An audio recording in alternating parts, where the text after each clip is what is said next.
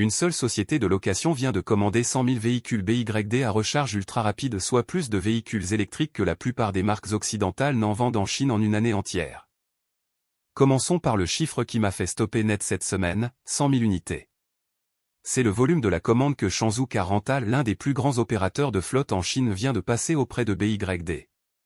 Pas un programme pilote, pas un déploiement progressif assorti d'astérisques. 100 000 véhicules compatibles flash charge, d'un seul coup. Pour replacer ça dans son contexte, c'est à peu près le volume annuel total de vente de VE d'une marque occidentale de second rang sur le marché chinois. Et franchement, je ne l'avais pas vu venir à cette échelle, aussi vite. J'avais prédit que le déploiement de la flash charge chez BYD serait tiré par les particuliers, pas par les flottes. Je me suis trompé. Shenzhou envoie en réalité un message très clair, peu importe ce que disent les sceptiques sur la dégradation des cellules par la recharge ultra rapide, le monde commercial a déjà voté avec son bon de commande. Ce n'est pas anodin.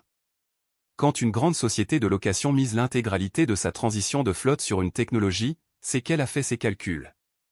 Leurs véhicules accumulent les kilomètres à un rythme 3 ou 4 fois supérieur à celui d'un particulier.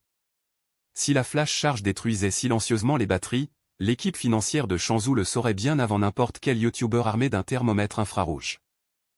C'est là que ça devient vraiment intéressant.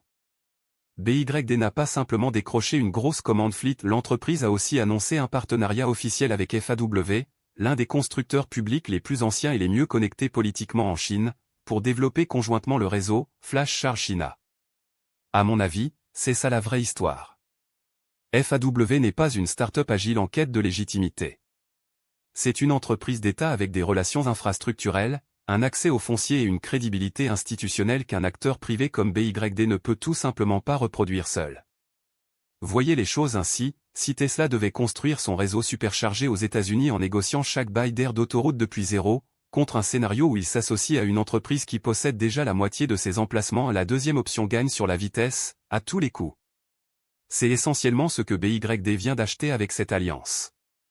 FAW apporte la puissance institutionnelle, BYD apporte la technologie de recharge et les véhicules. Ensemble, ils ne vendent pas juste des voitures, ils posent les rails sur lesquels chaque conducteur BYD va dépendre.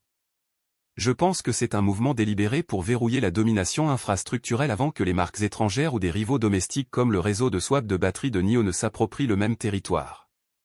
Et l'angle, partenaire public, confère à Flash Charge China une légitimité politique dont il serait difficile de surestimer l'importance sur le marché chinois. Je dois aborder cette critique de front, parce qu'elle est réelle et qu'elle circule bruyamment dans les communautés tech chinoises.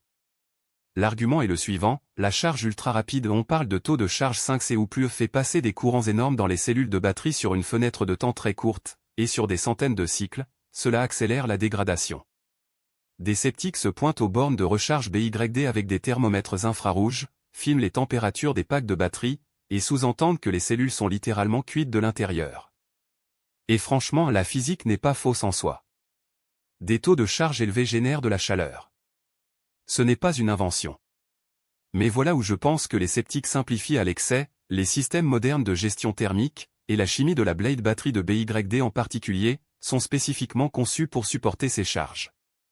La géométrie plate et allongée de la blade batterie lui confère un rapport surface-volume bien plus favorable à la dissipation thermique que les cellules cylindriques, ce qui est exactement ce qu'on recherche quand on conçoit pour la charge rapide. Est-ce qu'il existe un compromis sur la dégradation à long terme ? Probablement, à la marge. Mais les gestionnaires de flotte de Shenzhou ne sont pas naïfs. Ils exploitent 100 000 véhicules qui chargeront chacun plusieurs fois par jour. Si la garantie batterie ne tenait pas la route financièrement, ils ne signeraient pas. Je pense que les adeptes du thermomètre infrarouge font des tests en conditions réelles, ce que je respecte, mais ils mesurent une seule variable dans un système qui en compte bien d'autres. Le verdict commercial, pour l'instant, pointe dans la direction opposée.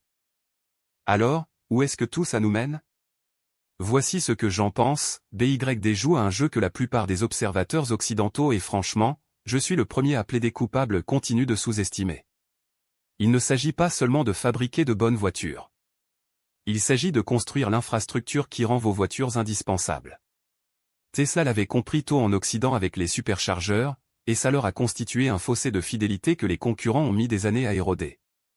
BYD tente aujourd'hui le même manuel de jeu en Chine, mais avec un partenaire public et une flotte captive de 100 000 véhicules pour amorcer le réseau dès le premier jour. C'est une montée en puissance plus rapide que Tesla n'en a jamais connue. La vraie question est là, je l'avoue, je n'ai pas encore la réponse, c'est de savoir si Flash Charge China sera ouvert aux véhicules d'autres marques ou s'il fonctionnera en circuit fermé. Si c'est ouvert, ça devient un service public et BYD se pose en bâtisseur d'infrastructures nationales. Si c'est fermé, c'est une arme concurrentielle. Dans un cas comme dans l'autre, le temps que ce réseau atteigne une échelle significative, le paysage de la recharge en Chine aura une tête très différente d'aujourd'hui. Et toute marque étrangère de véhicules électriques qui espère s'y imposer devra composer avec une infrastructure qu'elle n'a pas construite et qu'elle ne contrôle pas. C'est ça, la vraie histoire derrière le chiffre de 100 000 unités. Dites-moi en commentaire, vous pensez que les sceptiques qui craignent des dommages sur les batteries ont un point valable, ou est-ce que la commande Shenzhou prouve que la recharge ultra rapide est prête pour le grand public? Je lis toutes vos réponses. Si vous voulez voir comment la batterie Blade de BYD se comporte vraiment face à la concurrence dans un test d'autonomie en conditions réelles, la vidéo arrive la semaine prochaine, abonnez-vous pour ne pas la rater.